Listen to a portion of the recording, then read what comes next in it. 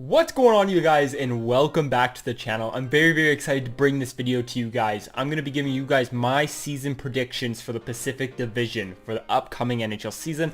I'm super beyond pumped for the NHL to start up. I watched my first Canucks preseason game where we got smoked by Calgary, and I loved every second of it. Even though we got smoked, it was just so exciting to watch Canucks hockey again, so I was hyped up.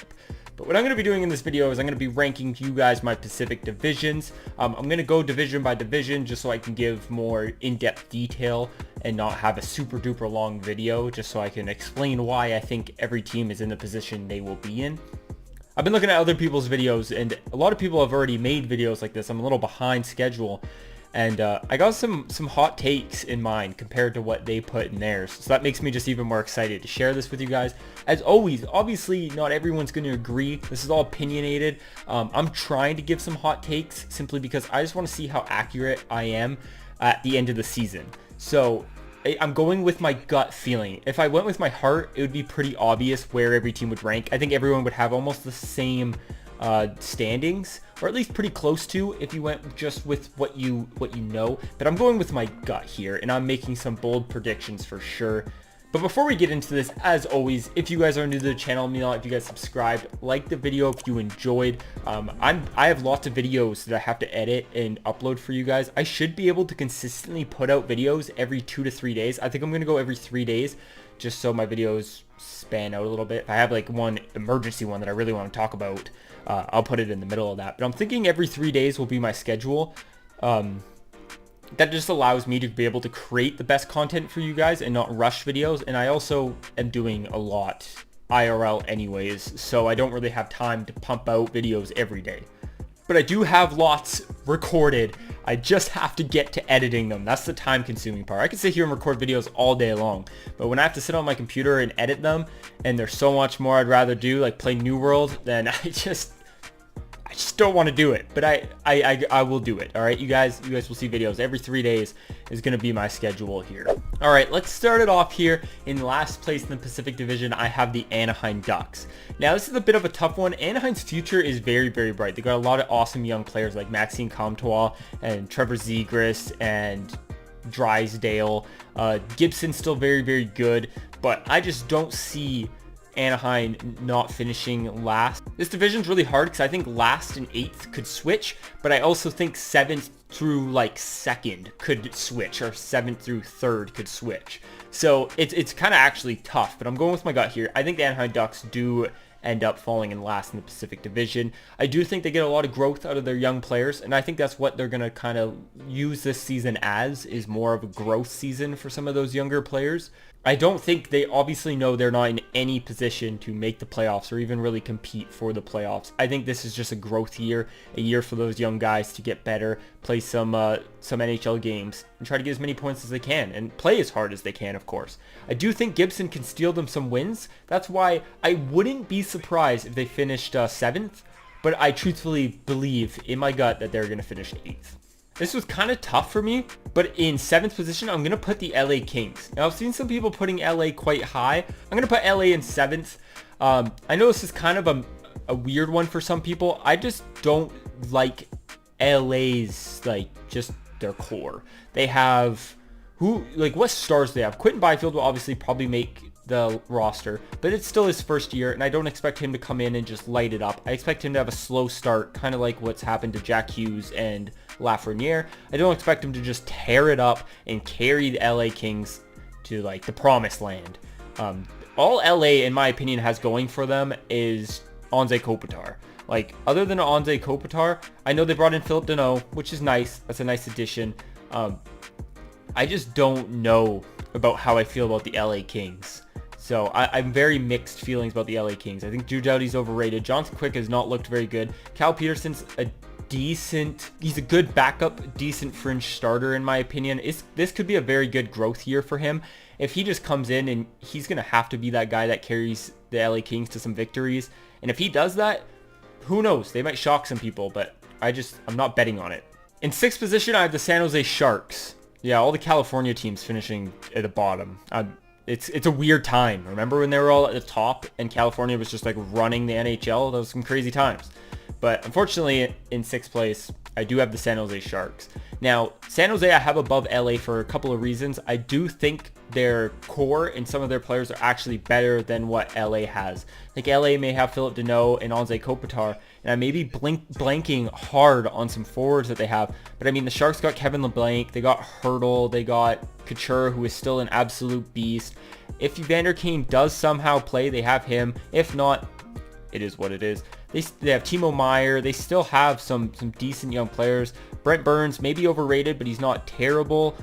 Like, Adin Hill, I think, is a really good addition to San Jose Sharks. I think Adin Hill played very, very well in Arizona, and I think Adin Hill will steal the San Jose Sharks some wins and allow them to finish above LA. Like, I don't think they're going to finish well above LA. It could be like a 5-point at most difference. I think it's going to be close, but that's just what I'm feeling. In fifth, I have the Seattle Kraken.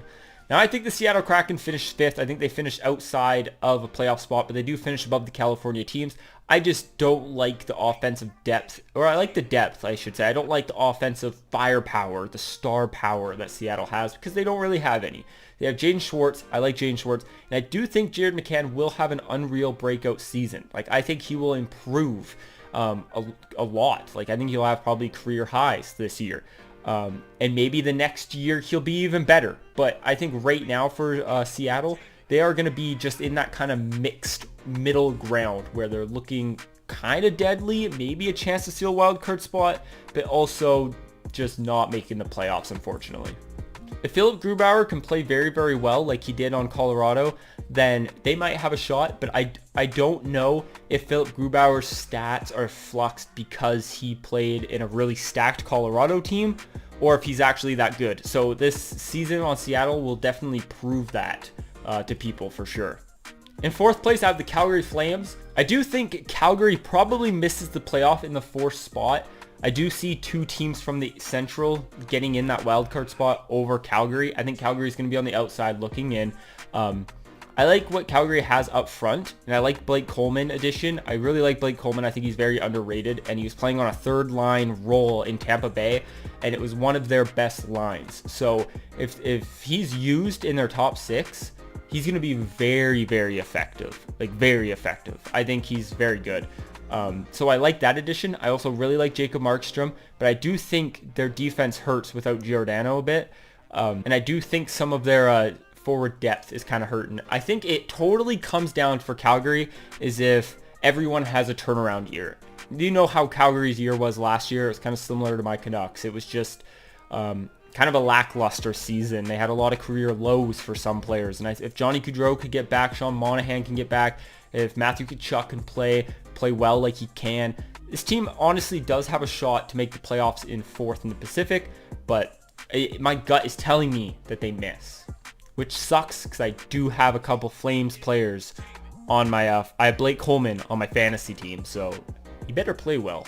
In third in the Pacific, I have the Edmonton Oilers, and the sole reason I'm putting the Edmonton Oilers third in the Pacific is Connor McDavid and Leon Draisaitl. Other than that, I don't like their team. I think they have probably the worst goaltending tandem in the Pacific Division. Every team in the Pacific Division has a better goalie, I think, than the Edmonton Oilers. Let's go through it. We got John Gibson with the Ducks, Markstrom with the Flames. We got Cal Peterson's maybe on par with Smith and Koskinen with Edmonton, maybe. Adin Hill, I think, is better than both of them. Grubauer's better, Demko's better, and Leonard's better. So, I mean, I think Edmonton probably has the worst goalie tandem in the Pacific, probably even almost in the league. Their defense, I think, is old and fragile. I think their offense is just kind of weak. I do think, though, you can never count out Edmonton to make the playoffs, just simply because of Connor and Leon. They're just always going to carry that team to a playoff spot, and I think that's exactly kind of what's going to happen here, but they're going to get as far as third. I just think their forward depth is going to hurt. Zach Hyman's a nice addition, of course, but they have like Zach Hyman, Connor McDavid, Puljujarvi maybe, and then like what? Draisaitl, Nuge. Who would even play on their second line? I could be blanking. I'm wearing Edmonton stuff and I still could be blanking, but that's what I think. I honestly, it's very close to me between the Calgary Flames and Edmonton Oilers on what I was going to do, but I just can't count out Connor McDavid. You just can't do it. This might be a little bit biased, but I was trying my best not to. In second place, I have the Vancouver Canucks. Now, a lot of people are ranking Vancouver on the outside looking in. I think that is absurd. A lot of people's worry is their defense. If Edmonton can make the playoffs with their team and their defense, there's no reason Vancouver cannot make second with their offense. Vancouver, in my opinion, probably has the best forward depth in the Pacific. Like all around forward depth, top 9, best in the Pacific. Vegas is good, but I don't think Vegas center depth matches up with Vancouver. The sole reason Vancouver's in second and on first for me is because of their defense is a little iffy for me. I do think, this is me betting on my gut and me kind of being a fan, that Ekman Larsson's going to have a bounce back year. And I do think Tyler Myers will play well in a lesser role. They're going to play Tyler Myers, I believe, on the third line or third pair, which I think is good for him. I don't think he's bad. People definitely roast him, and I don't think he's bad. He just gets put in situations I don't think he can thrive in, and I know he maybe wants to thrive there, and the coach wants him to, but I don't think he can. So with Ekman Larsson kind of taking his spot, I think that's going to help quite a bit. We got Quinn Hughes back. The forward depth is just kind of nasty. You can do anything you want. You got the Lotto line with like Petey, Besser, and Miller. Then you got like Horvat. You could have Hoglander, and you could have Garland. You have Paul Colson, Pearson, and Dickinson on your third line. Like, that is really good depth. Even the fourth line won't be bad as well. Really good depth. Demko's a stud as well. I was going to put Vancouver in first, but I just can't count on Vegas. And let's talk about Vegas. We got Vegas in first in the Pacific. I just think Vegas gets first in the Pacific because of their defense. Vegas has very, very good defense. Their offense, definitely, in my opinion, is kind of shaky. It kind of hurts a little bit. Their center depth is a little lackluster. They have, William Karlsson, and then who else plays center? Chandler Stevenson, maybe? And I don't think Chandler Stevenson's a second-line center. He could prove me wrong, but that's just my opinion. I do think they have the best defensive core probably in the NHL, or one of the best, I should say, in the NHL. And that's going to power them, in my opinion, to top of the Pacific. They're going to beat on those average teams, and those teams that have a tough time scoring are not going to score on Vegas. So that's why I see them getting a few more wins there. But I don't see them finishing like strong guarantee first in the Pacific. Like, it could be a close fight. Definitely could be. But there you guys have it. That is my ranking for the Pacific Division for the next upcoming season. Let me know your guys' thoughts. Let me know what you guys like, what you dislike. I know this is all opinionated, so don't come at me. Don't roast me for giving you guys my gut opinion. I tried my absolute best to stay unbiased as possible. I know that looks bad having the Canucks second, but if I was going biased, I would have had them number 1.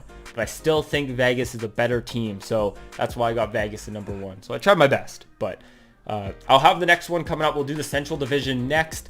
Thank you guys so much for watching. As always, if you guys are new to the channel, let me know if you guys subscribed, like the video if you enjoyed. I'll talk to you guys in the next one. Peace.